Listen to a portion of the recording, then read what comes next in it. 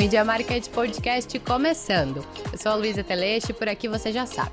A gente troca uma ideia sobre os impactos das transformações da mídia, principalmente nas estratégias de marketing. Hoje com uma convidada super especial, diretamente de Salvador, Maíra Holtz, é diretora da agência Estalo, uma agência de marketing 360 que tem mais de 16 anos de atuação no mercado. Ela vai trocar uma ideia com a gente sobre clientes como Ambev, Unilever, Hershey's, muita ativação de marca, que é um papo que a gente adora por aqui. Bem-vindo ao Media Market Podcast, Maíra. Imagina, eu que agradeço, a gente super agradece o convite. Estamos muito felizes de estar aqui com vocês.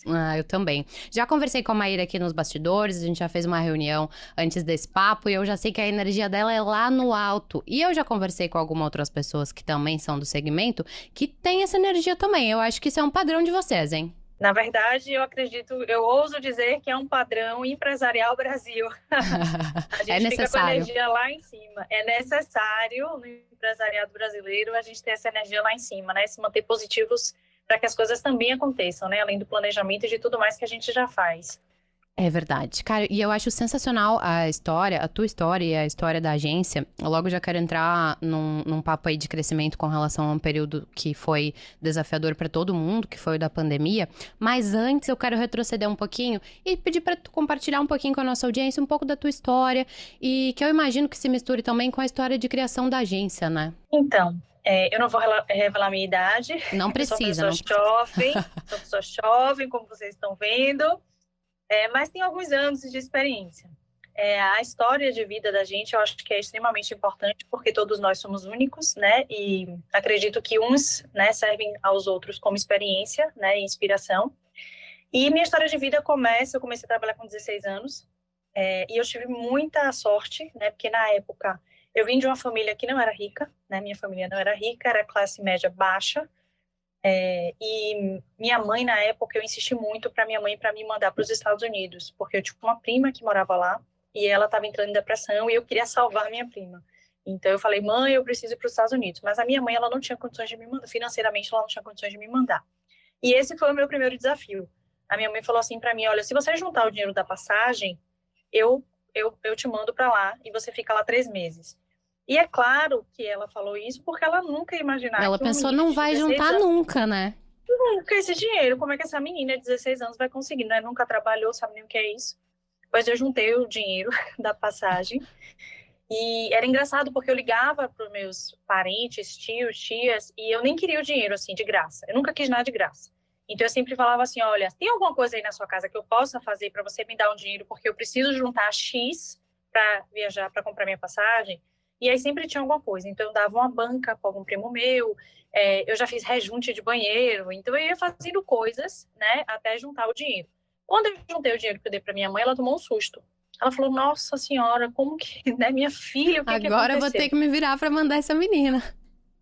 E aí ela teve que se virar para cumprir a promessa dela, então eu fui morar nos Estados Unidos com 16 anos, e ao invés de ficar 3 meses, eu fiquei 3 anos. E eu acredito honestamente que essa foi uma grande sorte na minha vida, porque eu comecei a trabalhar lá. Então acabou que tudo que eles faziam lá eu acabava fazendo, que é totalmente diferente da cultura brasileira, né? Então para mim se encaixou melhor. E eu pude aprender muitas coisas. Então, por exemplo, lá em horário de trabalho, a gente não ficava conversando como a gente tem aqui, né? A gente é muito comunicativo, o brasileiro é muito comunicativo. E lá eles não são tão comunicativos. Então, o que é que a gente fazia? A cada 1 hora tinha 15 minutos de intervalo. E aí, nesses 15 minutos, as pessoas iam no banheiro, as pessoas conversavam, interagiam, ligavam para a família. Então, essa comunicação acontecia dentro de um horário disciplinado. Então, eu fui aprendendo isso, né? Então, da forma que eles trabalhavam, era a forma que começou a me modelar. Eu comecei a me moldar da forma americana de ser. Porque você foi pra lá muito nova também, né? Ainda não tinha essa expertise toda. Não, eu nunca tinha trabalhado, né? Exceto a casa dos meus tios, que eu fui fazer o bico. Então, eu fui trabalhando. E lá, eu vi muita oportunidade de trabalho também, mesmo com 16 anos. E eu também tive sorte, porque eu sempre trabalhei na minha área. Então, eu fiz o 2º e o 3º ano lá, que é junior, high school, né? Eles têm outra denominação lá. E depois eu entrei na faculdade. Então, eu cheguei a fazer também alguns anos de faculdade no exterior, que também é totalmente diferente daqui. E aí, uma das coisas que eu lembro também, logo quando eu entrei, inclusive, ainda na high school, o professor falou assim, olha, vocês podem trazer os livros para a prova amanhã. Eu falei, nossa, né? Aqui em Salvador a gente chama de pesca, né? Imagina se eu pego um livro para poder levar para consultar no teste. Não existe isso. Não. Então, e aí quando eu cheguei lá na prova, a prova deles é mais ou menos assim. Um empresário tem uma loja no shopping que faturava X mil por mês, e agora, esse mês, nos últimos 3 meses, o faturamento dele foi pela metade. O que você como consultor, o que você acha que deve ser feito para que o faturamento volte? É claro que não assim, resumido, eles dão mais dados, mas eu estou falando que essa resposta não está no livro. E quando eu morava em Salvador, muitas respostas estavam nos livros. E era por isso que a gente não podia levar os livros. Claro. Então, eu comecei a perceber também que lá eles têm muita questão do raciocínio, é muito mais forte, né, em desenvolver o raciocínio. Né? Até a própria estrutura deles é totalmente diferente. Aqui em Salvador, eu tinha aula de física, que era basicamente teórica. Né? Nos Estados Unidos, você tem uma mesa gigantesca com vários produtos químicos que você consegue fazer. Que bacana, né? é tudo muito mais prático, né? Exato. Então, assim, eu tive a sorte, de fato, de estar lá e de poder entrar nesse universo, né, nessa cultura e etc. Então, a minha forma de trabalhar veio muito de lá dos Estados Unidos. E eles são extremamente práticos. Então, vai dar resultado, a gente faz, não vai dar, não vai. Eu trabalhei um período na Johnson Johnson lá, eu tive várias experiências muito bacanas lá. E muitos, muitos, muitos desafios também. Então, eu não sei se eu estiver me estendendo, você vai me cortando aí que eu vou Imagina, falando, né? a gente Porque tá experiência super... de vida. E aí, para você ter ideia, em uma das experiências que eu tive, meu professor me indicou para eu ir trabalhar no Cleaner Lake Country Club, que era um clube de golfe local, que era o maior clube local, e o clube estava perdendo faturamento. E eu fui como estagiária de marketing, e eu não ganhava nada para estar lá. Eu ia lá pela experiência mesmo, eu sempre fui muito curiosa, eu sempre quis ter muito recurso, né? Eu sempre fui em busca de muito recurso. Isso já é uma dica tipos, super né? valiosa, né? Porque às vezes a gente acha que só a graduação, só a teoria vão nos levar para os lugares, quando na verdade é uma grande união de teoria, prática, experiência, muita experiência. Eu costumo dizer que as sinapses, elas são feitas de acordo com as experiências que você tem. Quanto mais Boa. experiência você tiver, mais novas formulações você vai conseguir fazer. E vice-versa. Então, a gente, de fato, precisa ter um background muito grande, né, em relação à experiência, em relação a tudo, né, ferramenta, para que a gente possa, de fato, ter mais ferramenta para que a gente possa trabalhar melhor. Então, eu estava lá, e nesse clube de golfe, por exemplo, quando eu fui fazer as primeiras reuniões, eu fui muito discriminada. Primeiro, porque eu era muito jovem. Segundo, porque eu era mulher. E terceiro, porque eu estava vindo do Brasil, que é quinto mundo. Então, eles olhavam para mim e falavam, essa menina, essa moleca, nunca vai conseguir resolver um problema de um clube de golfe do meu porte. E no final eu resolvi. E depois eu consegui, né? Depois me convidaram para trabalhar lá, ganhando, né, um salário base, que na época era $15 a hora. Então, assim, e óbvio que eu não aceitei, porque eu também era muito jovem, eu era cheia de orgulho e eu achava aquilo absurdo. Mas, assim, é uma outra coisa também que talvez, né, sirva como dica. Quando as oportunidades elas chegam, muitas vezes elas chegam disfarçadas de desafios. E a gente tem uma frase, que eu nem sei de quem é o autor, não é minha, mas que diz que quando a vida nos desafia, a gente dobra a aposta. Então, é muito fácil, às vezes, você desistir, né? Vem um desafio, você se sente de alguma forma chateado, humilhado, né? E por aí vai, que são questões pessoais, às vezes até psicologicamente não resolvidas em você. Você projeta aquilo ali no trabalho e você desiste, né? Então, eu acredito que esses desafios, de fato, são oportunidades. E eu sempre cresci muito nos meus desafios. Né? Os meus desafios, inclusive, são os que mais exponencialmente me fizeram crescer. Muito mais do que o que é fácil. É verdade. O que é fácil, a gente brinca, né? A gente faz com o pé nas costas. Sim. E o que é difícil, você tem que buscar recursos, você tem que sair do patamar que você está, subir o patamar para que você ache recursos, além dos que você tem, para que você possa enfrentar aquele problema. É como dizia Einstein, a mente que gerou um problema, ela dificilmente vai resolver o problema. Né? Você tem que ter outro estado de mente. Não necessariamente que significa dizer outras pessoas. É claro que podem ser outras pessoas do seu time, mas o seu estado de mente que gerou aquele problema, ele não soluciona. Você precisa dar um upgrade, né? Você precisa ter um upgrade ali para poder resolver aquele problema. Então, eu tive a oportunidade de trabalhar em muitos locais. Trabalhei na Johnson Johnson, trabalhei nesse clube de golfe, trabalhei na minha faculdade, né? Eu fiz a Universidade de Michigan. Então, trabalhei na Universidade de Michigan, sempre dentro da minha área de marketing. E eu fui absorvendo conteúdos ali importantíssimos, riquíssimos. Quando eu voltei para o Brasil, eu tinha 16, 18, 19 anos, né? Já tinha completado 19. E eu comecei a trabalhar aqui e foi um choque de cultura, né? Porque era tudo muito diferente. E a cultura americana é muito de resultado. Sim. Então, por exemplo, quando eu trabalhava na Johnson Johnson, a gente tinha lá uma conta que era assim, a cada $1 gasto em qualquer ação de marketing, a gente tinha que dar retorno. E aí tinha que ser pelo menos 0,2 de retorno, e a gente tinha que provar, o time de marketing tinha que provar qual era aquele retorno que a gente estava dando. E quando a gente volta para o Brasil, na época, né, eu estou falando, né, de alguns, né, mais de 20 anos atrás, a gente não tinha muito, né? Hoje a gente já tem essas métricas, a gente já consegue, né, ter um rastreamento mais relativamente, né? Porque a gente enfrenta aí, eu sempre que eu converso com muitos profissionais aqui nessa mesa que me dizem que enfrentam sérios desafios na hora de mensurar resultado. Então, a gente ainda tem muito a caminhar, assim, com relação a isso, Sim. entendo eu. Com certeza. Mas naquela época ainda era pior. A gente não tinha, na verdade, naquela época, a gente não tinha nem o conceito de medir. Sim. A gente não tinha nem o conceito de métrica. A gente não tinha nem essa cultura ainda, tipo, né? Assim, nada, era vamos fazer, vamos fazer. Por que vamos fazer? Porque temos a verba. Uhum. Mas e o retorno disso? Então, assim, o choque cultural foi realmente muito grande quando eu voltei. Mas aí, ainda assim, quando eu cheguei aqui no Brasil, eu comecei no Jornal à Tarde, então eu entrei no veículo de comunicação, e eu quase não entro, porque o meu currículo era muito grande para a minha idade. E aí as pessoas do Recursos Humanos, né, falou, essa menina tá mentindo, ela não tem essa experiência, né, com essa idade. E na verdade eu tinha, porque eu tava ralando pra caramba, desde quando eu entrei lá. Desde nova. E aí eu consegui uma entrevista, né, uma outra oportunidade que me chamaram para o jornal, e aí na entrevista eu fui explicando, e as pessoas iam me perguntando, e aí no final eu consegui a vaga. Enfim, aí fiquei muitos anos no jornal, fiquei mais ou menos 8 anos no jornal, e depois do jornal eu saí para abrir a Estalo, que é a minha agência, né, e aí a gente conseguiu começar essa agência, que também com muita dificuldade, né, porque aqui em Salvador a gente não é artista, a gente não é filho de ninguém importante, a gente não tinha um nome importante, né? Tem algumas famílias aqui muito tradicionais que têm nomes bem importantes, então a gente não tinha nada disso, e a gente tinha trabalho, né? Então a gente tinha trabalho, a gente tinha força de trabalho, a gente tinha competência.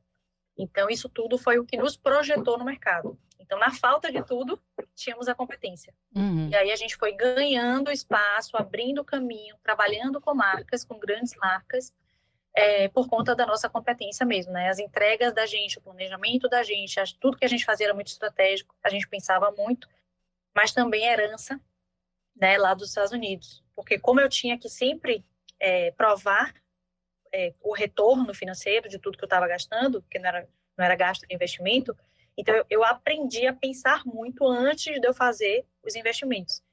Então aqui, isso me deu uma base estratégica muito grande, para que eu conseguisse também trazer essa estratégia para cá. Então, tudo que a gente ia fazer era muito bem planejado. Não, diferentemente. E a própria mentalidade que você traz, né, para os teus clientes de, beleza, estamos investindo aqui X, mas eu consigo te provar que a gente vai conseguir retornar em Y se a gente for por esse caminho ou por esse caminho, sabe?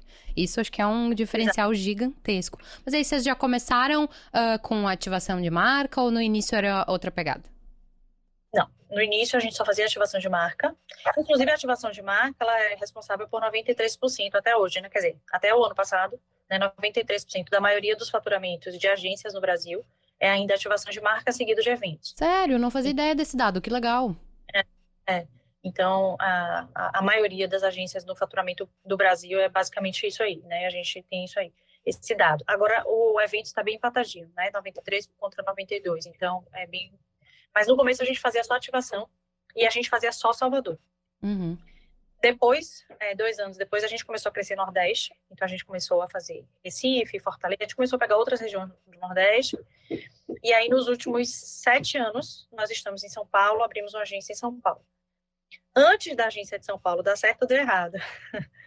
A história de todo não, né? Mas muitos empresários. Não, com certeza. Acho que todo mundo. Eu sempre me lembro do Barão de Mauá, né? Eu falo, é isso, vamos firme, né? Força na peruca e vamos nessa. Até então, porque São Paulo errado. É um outro mercado, né? Que respira um outro ecossistema, que, diferente de onde você veio, muito provavelmente, já era muito mais concorrido, muito mais acirrado. Sim. E eu fico pensando assim, Luísa, tem algumas lições que são para a vida, né? E eu acho que a gente não pode perder essas lições. Então, por exemplo, o mercado daqui nordestino é um mercado que não tem dinheiro. São Paulo tem dinheiro. Inclusive, o primeiro trabalho que eu fui fazer em São Paulo, olha que coisa boa, que coisa interessante também. Eu já era estabilizada, eu já tinha minha carreira, eu já era coordenadora de marketing no maior jornal, na época aqui no Norte e Nordeste. E eu quis fazer um estágio gratuito em uma empresa em São Paulo de marketing promocional, porque eu estava pensando em abrir uma empresa e eu não tinha experiência. A experiência que eu tinha era o que eu vivia na parte de eventos do jornal, que eu já era muito boa, mas que eu pensava, cara, deve ter alguém melhor do que eu. Então, deixa eu ver se eu consigo, né, entender mais desse mercado. E aí eu tirei férias, juntei com um bocado de coisa e fui para São Paulo. Fiquei quase 40 dias em São Paulo, numa agência, fazendo experiência gratuita como estagiária. Ou seja, eu saio de uma posição que já era um cargo muito bom para mim, eu desço de para estagiária ganhando R$ 0, né? E eu já tinha, né, 27 anos, mais ou menos. E fui começar do zero. Então, isso também é uma coisa de humildade. Às vezes a gente fica muito no Exato. orgulho, na arrogância, né? E principalmente eu, que eu entrei como estagiária do jornal, eu fui crescendo, crescendo, crescendo, e cheguei quase na diretoria do jornal. E mesmo assim, eu dei todos os passos para trás, né, para eu poder fazer essa experiência. E sempre com E aí uma eu lembro que mentalidade, pelo que você conta, de não, existe alguém melhor do que eu, existe alguém que sabe mais do que eu, que pode me ensinar ainda sobre isso, sabe? Acho que isso é muito importante. sim, com certeza. E quando eu cheguei lá em São Paulo, eu lembro que o primeiro job da gente era de 1 milhão. E eu nunca tinha ouvido falar em 1 milhão. Eu não sabia o que era 1 milhão. E hoje a gente fatura milhões de reais. Mas eu, na época, eu não tinha esse dinheiro. Então eu olhava e eu falava, como assim 1 milhão, gente? Eu não sabia nem fazer a conta do 1 milhão. E eu estava no estágio, eu era da área de planejamento, né? Eu acabava que eu via tudo da agência lá, porque eu queria aprender, mas a minha alocação era planejamento. E eu fiz o planejamento todo e deu, tipo, 350 mil. E eu ficava, onde é que eu vou gastar esse resto desse Todo esse dinheiro? dinheiro. Onde é que eu vou gastar esse dinheiro? Por quê? Porque os recursos são muito maiores aí. E aqui a gente aprendeu a trabalhar com pouco recurso. Então a gente conseguia dar retorno para o cliente aqui com pouco recurso. E lá a gente tinha um excesso de recurso, né? Então, essa foi a primeira parte. Então, quando a gente foi abrir em São Paulo, então a gente ficou estabilizado aqui em Salvador durante mais ou menos 9 anos, 8 anos, 9 anos. E depois abrimos uma agência em São Paulo. Mas nesse meio tempo, a gente primeiro abriu a agência em São Paulo, não deu certo. A gente estava aqui em Salvador, tínhamos milhares de coisas para fazer, a empresa estava em franco crescimento. Eu não conseguia acompanhar São Paulo, e mesmo assim eu falei, cara, a gente precisa virar em São Paulo, porque é o maior mercado do Brasil. Uhum. Então a gente não vai ter como ganhar mais dinheiro do que o que a gente já ganha, porque a gente já era a melhor agência do Nordeste, né? Uma das melhores. Então a gente precisava crescer para outro lugar, e o lugar era São Paulo. Então eu tentei abrir a primeira agência, acompanhando daqui de Salvador, não deu certo. Contratei as pessoas, fui todo, né? E a gente não conseguiu fazer através desse controle remoto, né? A gente daqui tentando controlar lá. Então, a agência, depois de um ano, fechou. E aí, depois, quando a gente volta para São Paulo, a gente volta com uma nova estratégia. Então, qual foi a estratégia? Nós vamos fazer o contrário agora. Nós vamos ganhar uma conta, que foi a conta da H2O, da PepsiCo. Nós vamos ganhar uma conta. E essa conta vai balizar a gente para que a gente consiga já entrar no mercado com alguma coisa. Boa. E até porque na época eu tinha um único sócio, hoje nós somos três, e eu também tinha que convencer meu sócio, né? Ele já tinha feito um aporte, o aporte não tinha dado certo, e aí ainda tem também essa vertente, né? Quando você tem sociedade, que você tem sócios, você não está sozinho e você precisa convencer todo mundo. Então, também, às vezes, eu vejo que as pessoas, elas acham assim, eu estou na posição de CEO, estou na posição de sócio, as pessoas têm que engolir as coisas que eu falo, e não é bem assim. Não. Né? Então, você está dialogando. E aí, nós entramos em São Paulo, hoje estamos aí também. A empresa cresceu muito, nós estamos hoje no rooftop, a empresa é bem grande, né? Nós somos quase 80 funcionários.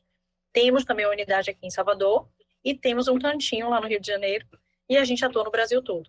Além do Brasil, a gente já fez Rússia, já fez França, já fez Estados Unidos, então também a gente tem uma experiência vasta aí no exterior. Que bacana, pois eu ia perguntar do Rio, porque a gente falou muito sobre carnaval, e eu imagino que não tenha como pensar em carnaval sem ter pelo menos frequentado o Rio de Janeiro, apesar que você tá em Salvador, né? Eu queria saber mais sobre esse case, assim. Que eu sou gaúcha, tá? Pra quem não nos ouve já deve saber, mas você não me conhecia. E no Rio Grande do Sul a gente até tem uma cultura de carnaval, mas muito local, assim, muito amadora. Quando a gente fala de Salvador, até em comparação a Florianópolis, que vem amadurecendo aos poucos à frente de carnaval de rua, principalmente, a gente tá falando aí de anos de experiência, pessoas que há muito tempo vivem, trabalham nesse ecossistema. Acho que seria legal tu contar um pouquinho pra nossa audiência, até pra quem tá nos ouvindo aqui no estado, e que de repente pode pegar aí algumas dicas de como construir, né? Estratégias mais assertivas, enfim. Muito legal. Então, falando sobre carnaval, nós somos a agência especialista em carnaval no Brasil. E a gente também começou o carnaval dando errado. Eu É, gostei da Maíra porque com ela não tem isso de só o glamour. Não, vamos aqui na realidade. Deu errado vamos na antes de dar realidade. certo por 9 anos. Exatamente. E eu vou falar uma coisa para vocês, gente. A gente hoje, nós estamos. Na verdade, assim, a gente não tem muito do que reclamar. Porque se você pega o gráfico de faturamento da Estalo, é sempre um gráfico crescente, né? Inclusive na pandemia. Então a gente foi crescendo, não tem gráfico para baixo, né? E mesmo as coisas, em algumas coisas dando errado e etc., hoje nós somos uma das maiores empresas de live marketing do Brasil. A gente tem um faturamento muito bom, né? Eu não tenho como abrir aqui, mas são muitos milhões, muito mais do que eu imaginava na minha vida que eu ia faturar. A gente atende clientes excelentes, né? Como Ambev, como Nestlé, como Unilever, como Natura. A gente hoje atende clientes muito grandes. A gente tem uma vasta experiência, como eu falei, no exterior. Então, assim, quando a gente olha para trás, a gente vê que a gente foi calçando o caminho, Claro. né? E óbvio que existem todas essas experiências, mas eu gosto de falar o que deu errado, porque às vezes as pessoas olham para frente e só vê o que está certo hoje. As pessoas olham e falam: nossa, a agência é muito grande, nossa, a agência é maravilhosa, nossa, vocês têm uma casa com piscina, com churrasqueira, como é isso? Mas, gente, deu tudo errado em alguns momentos, né? E no carnaval foi assim. Na época nós éramos Ambev. A gente atendeu a Ambev durante 8 anos, se eu não me engano. E a Itaipava nos fez uma proposta. E eu acho que essa é um dos pontos de inflexão do empresário. Assim, tem uma hora que você para e você fala, né? Eu preciso crescer, eu preciso tomar um rumo diferente. Mas era radicalmente diferente porque a Ambev era o nosso cliente com maior faturamento. Então, se desse errado na Itaipava, ia dar tudo errado, porque eu Sim. ia perder o meu maior cliente. Então, assim, tem uma hora que você entra na corda bamba e você vai para o risco. É óbvio que a gente avaliou o risco, a gente entendeu quanto que a gente ia faturar na Itaipava, quanto que aquilo representava de faturamento durante quantos anos da Ambev, então a gente fez conta, a gente fez cálculo, a gente fez tudo. Mas, mesmo assim, dá um medinho, né? Mas vamos assim mesmo? Vamos assim mesmo. E nós fomos contratados para fazer o Carnaval da Itaipava, que na época era o primeiro carnaval de Salvador com o prefeito novo, né? Na época era Semineto. E o ACM Neto, ele teve uma ideia muito genial. O que foi que aconteceu? O Carnaval de Salvador, ele tem 14 circuitos. Eu estou falando de Salvador primeiro, depois a gente vai para o Rio, vai para São Paulo, vai para outros. Então, o Carnaval de Salvador tem 14 circuitos, sendo que 2 são principais, que é o Barra Ondina e é o Campo Grande. Né? Um é Dodô e o outro chama Osmar. E a gente, antigamente, a cervejaria pagava uma cota de mais ou menos 2 milhões de reais e tinha acesso, tinha direito aos 2 circuitos. Só que a cervejaria não tinha exclusividade de marca e não tinha exclusividade de venda de produto. Então, o que foi que a CM na época fez? Olha, a gente vai vender cada circuito por 7 milhões, ou seja, a gente saiu de 2 para 14. Sim. Eu vou vender cada circuito para uma cervejaria e eu vou garantir que a gente vai ter, vocês cervejarias vão ter exclusividade de marca e de venda. Então, essa era a proposta. E nós fomos contratados para fazer as ativações da marca, da Itaipava, o bloco da Itaipava. Na época, fizemos uma concorrência com 14 agências no Brasil, inclusive a maioria de São Paulo, a agência de Roberto Justus, de muita gente boa mesmo, estava na concorrência, nós ganhamos essa concorrência. E nós fomos contratados para fazer, então a gente volta para a Ambev, tem uma conversa com eles muito honesta, agradecendo por tudo e dizendo, ó, estamos indo para Itaipava por conta disso, disso e disso, e esse faturamento aqui a gente não pode perder porque equivale a X anos da Ambev. E aí a Ambev, muito chateada, mas aceita, porque não tem o que fazer, a gente vai para Itaipava. Quando a gente chega no meio do carnaval, era o primeiro ano de gestão nesse novo modelo de negócio. O novo modelo de negócio não era nada, era isso que eles faziam, mas a prefeitura também estava se estruturando. Então, a gente entendeu o seguinte, ou a gente, enquanto agência, entra no circuito para poder melhorar, né, a estratégia da prefeitura, ou talvez a prefeitura entregue algo que não seja satisfatório para o cliente. E a gente não tinha experiência nisso também, mas pelo que o que se mostrava, a gente via que talvez não desse tão bom. Então a gente começou a se meter em tudo. Então a gente tinha reunião com a prefeitura para poder entender a estratégia da prefeitura, como a prefeitura ia fazer a operação e se a operação estava certa. E a gente começou a fazer a 4 mãos a operação do carnaval. Caraca. E a gente entrou em contato com o cliente e a gente ficava intermediando, né, o que o cliente queria na prefeitura. E aí o projeto mudou completamente. Depois a gente entendeu que o cliente precisava era de estrutura, de centro de distribuição para vender os produtos do cliente. Porque, ora, o circuito, ele tem ambulantes, né? Aqui em Salvador são 3.500 ambulantes, né? Em São Paulo a gente tem 12 mil ambulantes, mas em Salvador são 13.500. E esses ambulantes, eles ficam ao longo do percurso. E a primeira pergunta que a gente fez foi, se vocês vão garantir que o produto é Itaipava, quem é que vai vender o produto? E não tinha quem vendesse os produtos. E aí a gente falou, cara, tá tudo errado. E foge do Então, teu controle também, né? A princípio. totalmente. E aí, assim, Luísa, uma agência de live marketing faz venda de Não é pra produto? fazer. Não é para fazer. Uma agência de live marketing monta centro de distribuição? Não é para montar. Isso é distribuição. Isso não tem nada a ver com a função da gente. Então, nós nos vimos num desafio que, inclusive, não era o core business, não era nada do que a gente fazia. E a gente caiu para dentro, mais uma vez. A gente falou, não vamos agora dar para trás. A gente está no meio do processo, vamos entrar. Então, a gente refez o projeto. Então, além das ativações, dos trios elétricos, além de tudo que a gente foi contratado para fazer, nós montamos um sistema, um circuito de centro de distribuição para que a cerveja chegasse na mão do ambulante, para que este ambulante vendesse para o consumidor final, que no caso é o Fulião. E aí, o cliente ficou super satisfeito, mas nós tivemos um prejuízo de 500 mil. Caraca. Porque nós fomos fazer algo que nós não sabíamos fazer. Na época, a gente acreditou, buscamos os melhores fornecedores e entendemos que contratamos. Só que esses fornecedores, embora eles fossem os melhores, né? Por exemplo, eu contratei a operadora que operava estádio de futebol. Então, eu peguei realmente pessoas que... Porque são milhares de pessoas na rua, né? A gente está falando de quase 3 milhões de pessoas na rua em Salvador. Claro. Então, a gente pegou realmente pessoas que eram pessoas que eram as melhores pessoas que estavam mais acostumadas ao fluxo, ao volume de pessoas. Né? Então, um estádio de futebol são 45 mil pessoas. Então, vamos tentar essas pessoas daqui que já vendem bebida em estádio de futebol para 45 mil pessoas. Né? A gente não escolheu o fornecedor que vai para uma festa de 5 mil pessoas. Né? Então, trouxemos para perto da gente o que a gente entendeu que eram as melhores. Só que essas melhores pessoas não deram conta de 3 milhões de pessoas. E aí, a gente começou a mudar a opinião, começou a mudar a operação no meio do carnaval. Então, assim, foi muito difícil, o prejuízo nosso ia ser muito maior, mas como a gente viu que no primeiro dia não funcionou, a gente mesmo assumiu a ação, então tiramos os fornecedores no segundo dia do carnaval e nosso time entrou para operacionalizar. E aí a gente operou melhor. Né? Quer dizer, menos pior do que o que eles estavam fazendo. Um grande desafio, né? Mas eu vejo que as agências que a gente conversa, enfim, que eu tenho contato, precisam ter muito essa expertise, senão você acaba sendo engolido pelo sistema, né? Pelas operações, porque você imagina, se no primeiro dia você já percebeu que não estava dando certo e ia insistir num segundo ou num terceiro, o prejuízo ia ser incontável. Com certeza, é isso aí. E aí, no final, a gente, no primeiro carnaval, fechamos no negativo de 500 mil.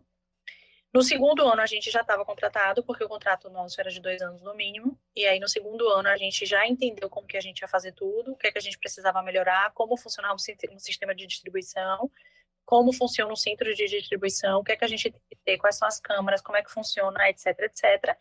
E aí, no segundo ano, nós começamos a ganhar dinheiro. E o carnaval, ele é um conjunto de coisas. Porque nós fazemos... Por que hoje nós somos a agência do carnaval no Brasil? A gente opera centro de distribuição, então eu posso falar para você que 70% mais ou menos de todas as bebidas que são vendidas no circuito de carnaval são vendidas por nós. Então, a grande responsabilidade, bebida eu falo tudo, né? Sim. Porque a gente tem desde cerveja até água, refrigerante, alcoólico, não alcoólico, então tem, né, algumas classificações de bebida. Nós fazemos a fiscalização dessas bebidas, né? Ou seja, a gente gerencia o contrato do cliente com a prefeitura está de fato entregando tudo que ela disse para o cliente que ela vai entregar, ou está faltando alguma coisa, ou tem alguma coisa que está dando errado. Então, nós fazemos a gestão do contrato. Além disso, a gente faz todas as ativações, tem os trios elétricos que a gente faz, tem camarote que a gente faz, e a gente também administra os ambulantes. Então, toda a interface, comunicação, etc., que tem ambulante, né, que são esses mini vendedores, a gente faz essa comunicação. Então você respira carnaval o ano inteiro. Basicamente, não parou de pensar em carnaval desde que acabou lá em fevereiro. Aqui foi em março até, não, acho, na verdade. Na verdade, a gente já sabe fazer. Então, pra gente é tudo muito fácil hoje. É fácil mesmo. Tanto é fácil que aí a gente fez esses 2 anos de contrato com a Itaipava. No terceiro ano, a Ambev entrou. A Ambev nos convidou de volta para administrar o carnaval deles. E hoje, estamos até hoje com a Ambev.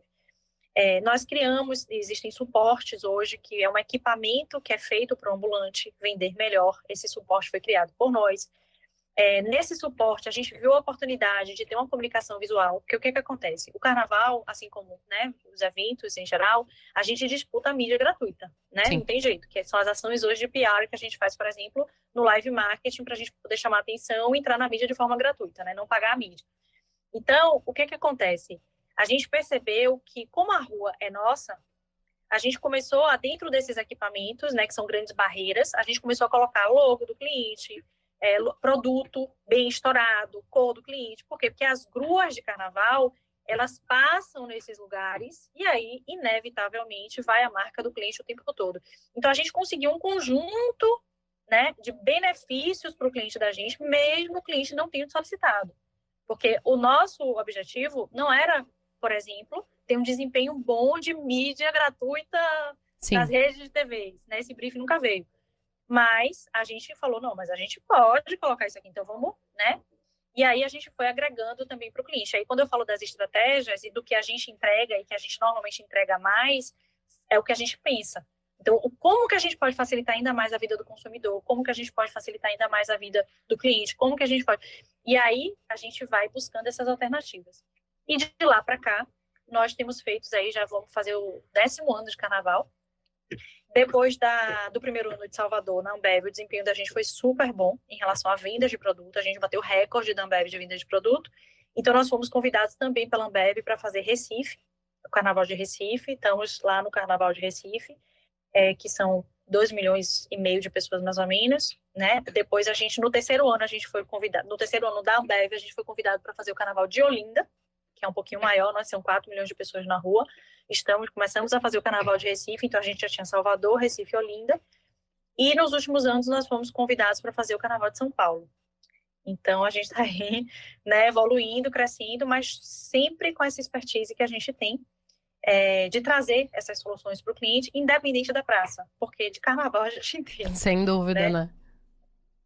Sensacional, sensacional. Fiquei aqui prestando atenção no que você estava falando e correlacionando com o carnaval que a gente tem aqui. E, de fato, o pessoal tem modernizado muito essas estruturas, principalmente por causa das transmissões televisivas. A gente transmite aqui também o carnaval, enfim, mas mais focado em escola de samba, como eu te falei, a nossa cultura de carnaval de rua aqui, ela tá começando a se estabelecer agora, sabe? Fiquei curiosa, enquanto você falava, tu comentou que vocês não deixaram de crescer, inclusive na pandemia. Eu recebi um dado que vocês chegaram a crescer 243% na pandemia. Ficou eu e a minha equipe aqui pensando, cara, como que uma pessoa que trabalha com ativação, live marketing, que é total rua, pessoa, aglomeração, cresce na pandemia? Conta pra gente um pouco dessa história. Então, foi um marco, assim, pra gente, né? E principalmente porque crescer 243% significa dobrar 2,5 vezes o faturamento. E até pra gente manter e continuar aumentando, que nosso objetivo é que você sempre puxa a meta pra cima. Claro. Então, né, quando você cresce 20%, 30%, para crescer mais 20%, 30% é mais fácil, né? Depois de 243%. Mas o que foi que aconteceu? Durante a pandemia, o faturamento das agências de live marketing, segundo a pesquisa até que, né, saiu na época, estava em zero, né? A grande maioria estava ali perto do zero. E porque as agências fecharam, né? Basicamente porque não tinha evento, foi um período complicado, não tinha aglomeração, não tinha privação. as pessoas não podiam pegar nas coisas, as pessoas não tinham. E aí, depois do primeiro ano de pandemia, começou a vir os eventos híbridos. E aí começou a dar um respiro nas agências. Como é que a gente cresceu no primeiro ano de pandemia? É a questão de estratégia. O que foi que a gente percebeu, Luísa? As verbas de marketing, principalmente no primeiro ano, elas existiam, mas os projetos caíram. Então, por exemplo, o Rock in Rio caiu, Lollapalooza caiu, qualquer ativação, qualquer evento, tudo caiu. Só que aquele dinheiro que aquela marca tinha ali na verba de marketing dele estava lá. Então, por exemplo, se eu sou uma marca que eu vou colocar 8 milhões de reais, 5 milhões de reais no Lola, os meus 5 milhões continuam ali na minha carteira de marketing, mas o evento não tem mais. Então, a gente falou, cara, vamos começar a construir projetos que estejam dentro da lei, né? Primeiro, para respeitar as pessoas, segundo, para a gente não ser preso. E usando o dinheiro deles. Porque qual é a maior dificuldade no dia a dia de um ano normal de agência? É o dinheiro. Né? Você até tem um projeto, mas você não tem o dinheiro. Porque os dinheiros já estão comprometidos, né? As verbas estão comprometidas. Então, você dificilmente consegue entrar. Essa é uma dificuldade. A segunda dificuldade é que quando você quer bater na porta de um cliente novo, por exemplo, aquele cliente ele já tem aquela agência que já atende ele há X anos e que ele gosta do trabalho e é difícil dele abrir a porta para dar uma oportunidade para uma agência, seja esta ou seja qualquer outra, né? Então, essa é a segunda grande dificuldade de uma agência de live marketing durante um ano normal, um ano comum. Esse ano foi o contrário. O dinheiro estava lá, que era o problema 1, a oportunidade estava lá, que era o problema 2, então eu só tinha que fazer o projeto. E aí é uma coisa muito interessante, porque na época a gente usou muito a Ayrton Senna. E eu não sei se, assim, eu não sou super fã dele, mas eu li algumas coisas dele, porque ele é um cara que eu admiro. E teve um dos livros dele que escreveram sobre a vida dele, né, da biografia dele, que falaram assim, Ayrton Senna, ele amava dia de chuva. Por quê? Porque o carro dele era muito ruim. Então, assim, principalmente antes dele começar a ser campeão, o carro era muito ruim. Então, quando o dia era um dia normal, ele perdia normalmente as corridas. Uhum. Ele não conseguia chegar em primeiro. Mas quando o dia era de chuva, aí ele ganhava. Porque enquanto os competidores estavam desacelerando com medo da chuva, ele acelerava para ganhar. Então, o dia de chuva para ele era perfeito. E para a gente, a pandemia foi um dia de chuva. Então, nós tínhamos tudo ali que a gente entendia que era problema e a gente tinha solução. Então, nós fizemos o primeiro drive-in do Brasil, foi nosso, em parceria com outras empresas, né, com a Estaiada, com outras empresas, nós fizemos o primeiro drive-in do Brasil. Nós fizemos o primeiro evento de Globo de Gastronomia, junto com o Iguatemi. Então, a gente tinha lá o Domus, e aí aquele domo tinha direito até 10 pessoas da sua família, ou pessoas que você levava, então não era nada compartilhado. A gente tinha um chefe, que eram chefes super famosos também, né, que faziam à parte a comida lá, e aí já tinha feito o teste de Covid, já tinha feito tudo do dia, então não tinha nenhum risco. E você via pela TV o chefe fazendo ali a comida na sua frente, né? Ele estava ali na sua frente, mas tinha uma TV para um conforto, ou se você quisesse, você olhava pelo domo, que era todo de vidro, e depois aquela comida era servida. Então a gente media tudo para que todo mundo ficasse ali muito bem respaldado ali, a gente estava, né, a gente cuidava de todo mundo, mas os eventos foram acontecendo. E nunca foi tão fácil vender evento, porque o dinheiro estava lá, a verba estava lá, né? Só faltavam os projetos. Então nós fomos construindo vários projetos. Fizemos projetos com o Chitãozinho Chororó, fizemos projetos, a gente foi fazendo projeto. E aí ia vendendo, porque o dinheiro estava lá. Que bacana. E aí a gente cresceu 243%. Vocês são bons em aproveitar oportunidades, hein? Gostei disso, lembrei do início do episódio agora. Sensacional. Sim. Até ia te perguntar isso, assim, para quem tá nos ouvindo, enfim. O que eles podem receber de conselho teu, que já tem uma trajetória aí tão extensa, para quem tá começando, de repente tá tentando abrir uma agência, pensando, o que tu poderia aconselhar? Olha, eu acho que tem duas coisas que para mim são fundamentais, hoje olhando para trás, né? Que eu não recebi esses conselhos lá atrás. A primeira é entender de pessoas. Eu sou publicitária de formação e depois eu fiz uma pós-graduação em terapia transpessoal sistêmica. Nós interagimos com pessoas o tempo todo.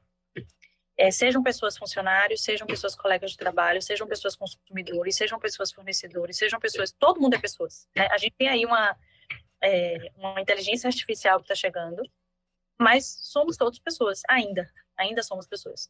Então, entender de pessoas, eu acredito que seja algo fundamental para quem está começando. E muitas vezes nós não temos inteligência emocional. Então, a gente explode, a gente vira arrogante, a gente deixa de ser humilde, e a gente perde a oportunidade assim. Então, quando a gente entende de pessoas, a gente entende da gente, e quando a gente entende da gente, a gente tem um combo ali, RH mais inteligência emocional, que eu acredito que isso nos dá muitas chances, nos poupa muitas coisas na vida. As pessoas, quando elas fazem negócios com a gente, primeiro ela confia na gente, né? Seja confiar de confiar mesmo, ou seja de confiar no tom de voz, não confiar na postura, não confiar, mas você confia na pessoa. Você quer fazer negócio com quem você confia. Você não faz negócio com uma pessoa doida que você olha, sei lá se essa pessoa vai entregar ou não vai entregar, mas eu vou arriscar aqui. Você não faz isso. Imagine. Então, a gente ter esse poder, né, de persuasão do lado positivo, falando positivamente, a gente ter esse poder de persuasão, não para o mal, mas para o bem, é muito importante. Então, acho que pessoas é uma gavetinha ali de conhecimento que eu acredito que todo mundo deveria se empenhar. E não adianta falar assim, porque eu sou uma pessoa legal, eu nasci assim legal. Não, gente, existe toda uma técnica por trás, existe ferramentas psicológicas, e não é para manipulação, é para você realmente entender aquela pessoa dali. Porque às vezes a pessoa, ela é limitada, ela fala uma coisa, mas ela quer dizer outra. Às vezes ela tem uma necessidade emocional, que você às vezes não está contemplando ali, aquela necessidade emocional. Então realmente são ferramentas mesmo que a gente utiliza, né, para que aquilo ali se desenvolva da melhor forma possível e que você não perca as oportunidades. Então essa é uma coisa. E a segunda coisa é a estratégia. Eu acho que a estratégia, ela pauta a vida da gente. E é só a gente fazer de trás para frente. Então, onde que eu quero chegar? Eu quero chegar nesse lugar daqui. Quanto que eu quero faturar? Eu quero faturar isso aqui. Pronto. Então, de trás para frente, o que é necessário fazer para eu chegar nesse lugar que eu disse que eu quero chegar? Em qualquer coisa da vida. Nos negócios, na vida pessoal. Eu quero emagrecer 10 quilos, né? Ok. Pronto. Como que eu faço para emagrecer 10 quilos? O que é que eu tenho que fazer para emagrecer 10 quilos? Pronto. Olha, eu vou ter que entrar na academia, eu vou ter que comer melhor, então eu vou ter que ir no nutricionista. Então, o plano de ação, ele vem depois que você coloca ali a meta, e aí depois você vem de trás para frente. E você não precisa ter 10 metas, você pode ter 3, você pode ter 2, e à medida que você vai conquistando essas metas, você evolui mais um pouco. O que não dá para deixar a vida levar assim de forma aleatória, né? Aí não vai chegar a lugar nenhum. É muito complicado. Não, e aí você chega mais tarde, né? Às vezes você poderia fazer em menos tempo, você faz em muito mais tempo, porque você não pensou naquilo. Quantas vezes a gente para falar, cara, eu não pensei nisso? Sim. Por quê? Porque se eu tivesse pensado, teria me poupado. E aí teria poupado anos, né, de trabalho, teria poupado para você chegar no faturamento mais rápido, teria poupado muitas coisas. Então, é melhor você pensar. Pensa um pouco, né? Tem até uma frase também, não sei se era de Tolstói, que ele falava o seguinte, acho que era de Einstein também, que ele falava assim, que se ele tivesse que derrubar uma árvore, e ele só tivesse 3 horas para derrubar, ele ia ficar 2 horas primeiro pensando em como derrubar a árvore, e 1 hora ele derrubaria a árvore. Mas primeiro ele teria que planejar para ele entender direitinho como é que ele quer chegar naquilo ali. Então, acho que a estratégia também é fundamental. Eu acho que essas duas coisas, assim, são coisas, é o que é mais fundamental. A gente usa até hoje, ou seja, né, dificilmente vai virar obsoleto, né? E cada dia mais eu tento me empenhar para que eu tenha um pouco mais de conhecimento nisso, para que a gente consiga dar os passos certos, tomar as decisões certas. Por exemplo, quando a gente primeiro abriu São Paulo, por que não deu certo? Porque a gente não planejou, a gente não pensou, a gente não fez o objetivo, a gente não fez o de trás para frente. Por que a segunda vez deu certo? Porque a gente pensou, porque a gente planejou, porque a gente fez todo esse movimento. Claro, já tinha um aprendizado, no primeiro ano, né? de carnaval.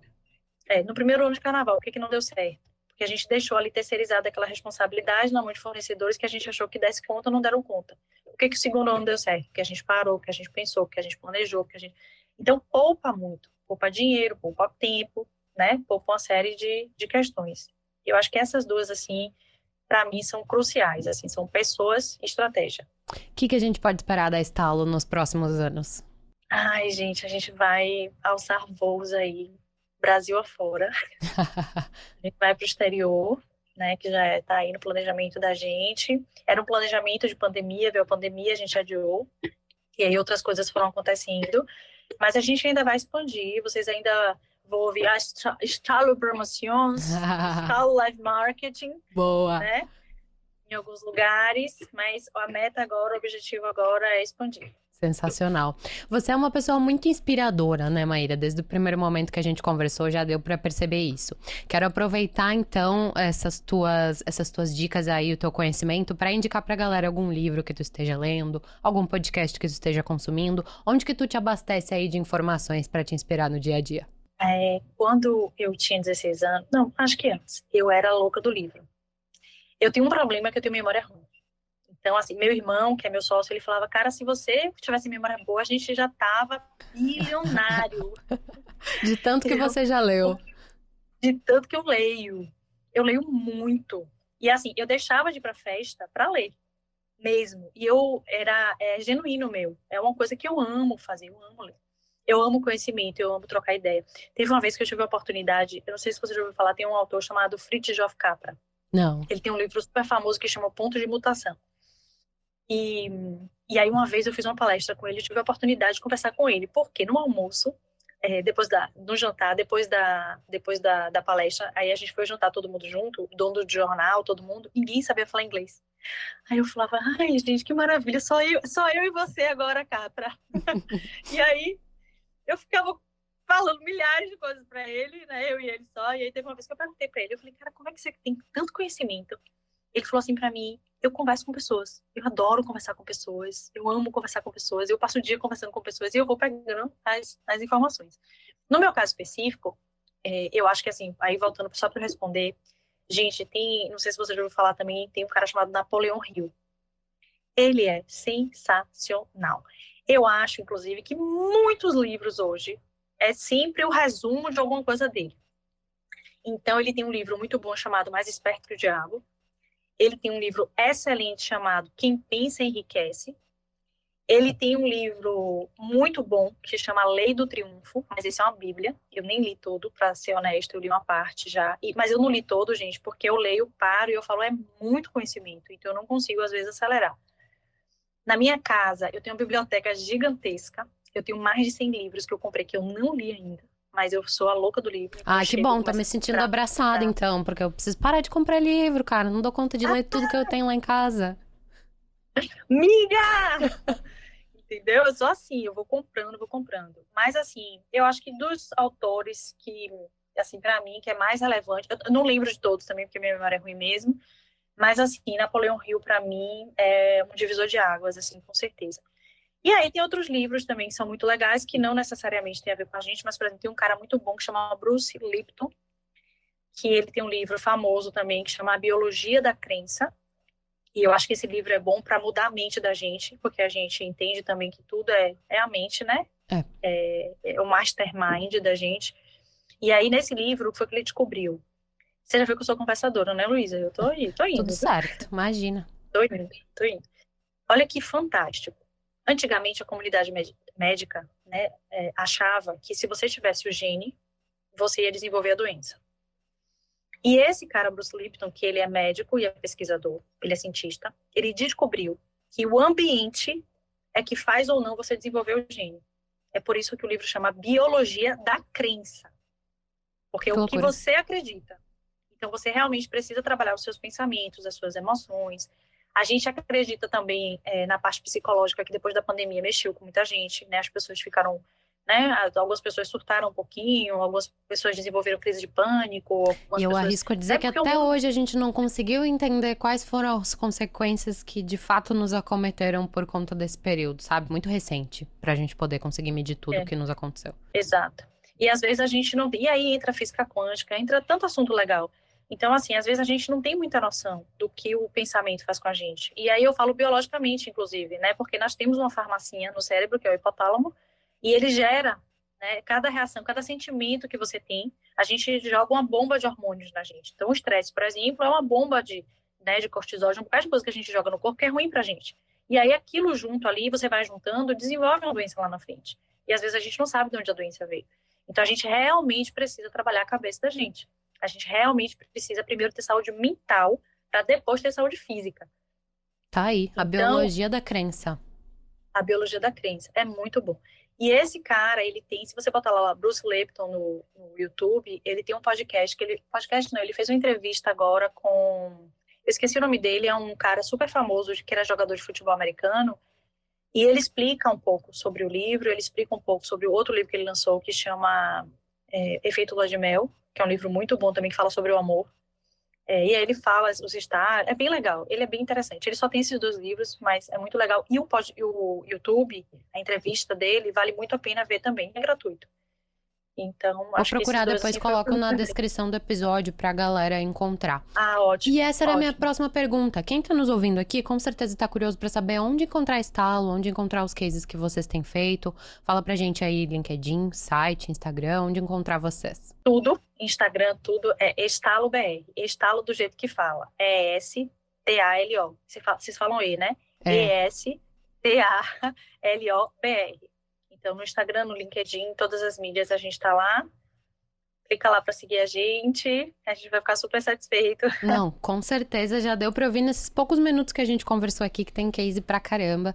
É uma agência super relevante pro Brasil. Fiquei muito feliz em conversar contigo. Obrigada novamente por ter topado participar do nosso podcast. Luiz, a gente que agradece a você, ao time todo aí que acompanha vocês e que vocês tenham muito sucesso também, não só no nosso, mas em todos os episódios. Você é uma pessoa super simpática.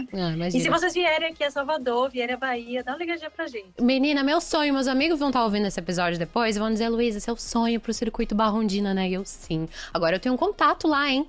Maíra é meu contato. Ótimo. Combinado, então. Assim que eu estiver em Salvador, vou te contatar. Combinado. Obrigada novamente. Ótimo. Eu encerro dizendo que você encontra todos os nossos episódios em media.market/podcast. Até a próxima.